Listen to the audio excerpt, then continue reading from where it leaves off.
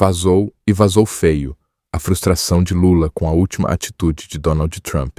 Algo que o Planalto tentou esconder até o último instante agora está vindo à tona, revelando um clima de tensão, irritação e uma sensação crescente de derrota dentro do governo brasileiro.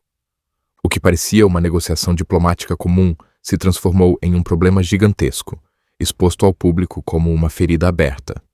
Tudo começou quando os Estados Unidos anunciaram que iriam reduzir em apenas 10% algumas tarifas aplicadas aos produtos brasileiros.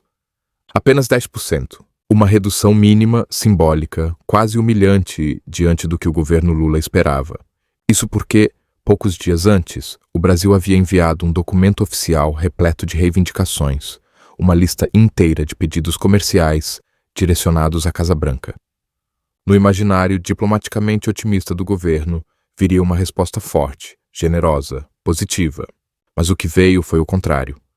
Uma concessão tímida, quase desprezível, que soou para o Planalto como um não mascarado de gesto educado.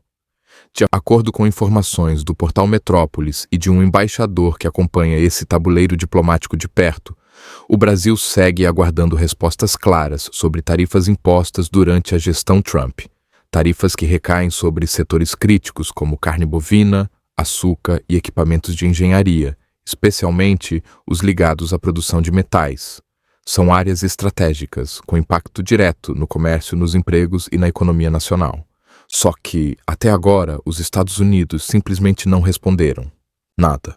É como se tivessem deixado o documento brasileiro jogado em alguma gaveta de Washington. E essa demora, esse silêncio, está gerando desconforto entre diplomatas brasileiros que já não escondem a frustração. E no centro dessa tensão está ele, o próprio presidente Luiz Inácio Lula da Silva. Auxiliares próximos afirmam que Lula está frustrado, irritado, decepcionado com o ritmo das conversas. Ele esperava mais, muito mais. A situação está tão desconfortável que, segundo fontes internas, Lula cogita pegar o telefone e ligar diretamente para Donald Trump nos próximos dias. Seria uma tentativa desesperada de pressionar o presidente americano pela retirada da sobretaxa de 40% e pela revogação da Lei Magnitsky aplicada contra o ministro Alexandre de Moraes, uma sanção que caiu como uma bomba política no Brasil. A Casa Branca, porém, permanece inflexível. Até agora, não há qualquer sinal de recuo, nenhuma brecha, nenhuma promessa de reconsideração. Esse silêncio para o governo brasileiro não é apenas irritante, é devastador. E enquanto essa pressão interna cresce, uma missão diplomática se prepara.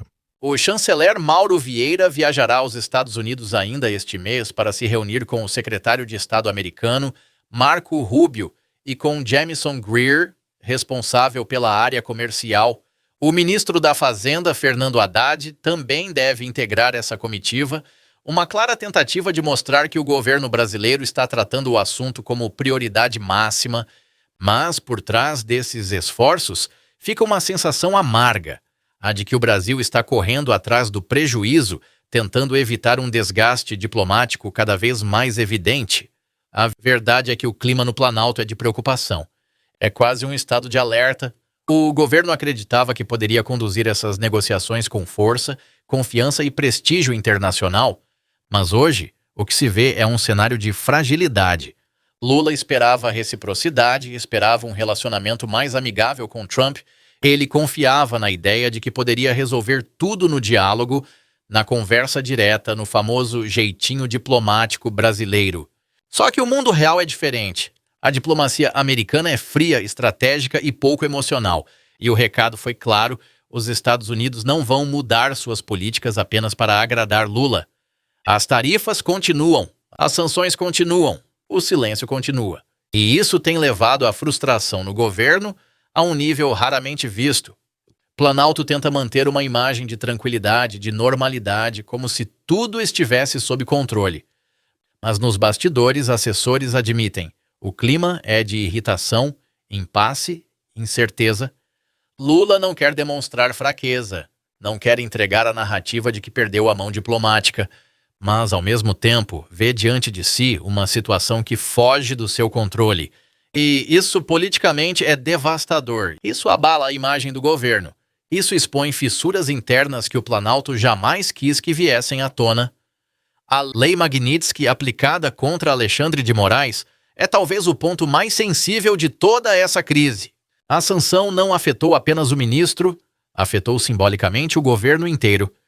Foi recebida como um ataque direto, uma afronta, e Lula esperava que Trump recuasse diante da pressão. Mas Trump não recuou. Trump não sinalizou recuar. Trump não deu nenhuma frase diplomática para acalmar o clima.